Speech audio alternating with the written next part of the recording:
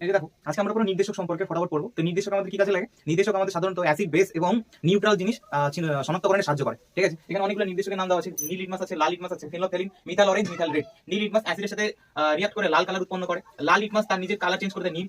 ফেনোলফথ্যালিন শুধুমাত্র বেসের সাথে যুক্ত হয় এবং বেগুনি কালার উৎপন্ন করে। মিথাইল অরেঞ্জ অ্যাসিডের সাথে যুক্ত হয় গোলাপি লাল, বেগুনি বেসের সাথে হলুদ এবং নিউট্রালের সাথে কমলা। এটা মনে কিভাবে রাখবে? টোটকা হিসেবে।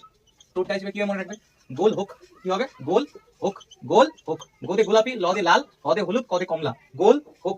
মিথাইল অরেঞ্জে পরে তুমি শুধুমাত্র গোলাপি বাদ দিবে, লাল হবে, তাহলে নিচে জিনিসটা পেয়ে যাবে। এবার একটা এক্সপেরিমেন্ট করা যাক। দেখো, দুটো কাগজ তোমাদের পাশে নেওয়া হয়েছে। এখানে আমি আগে থেকে এর মধ্যে ফেনোলফথ্যালিন লাগিয়ে দিয়েছি।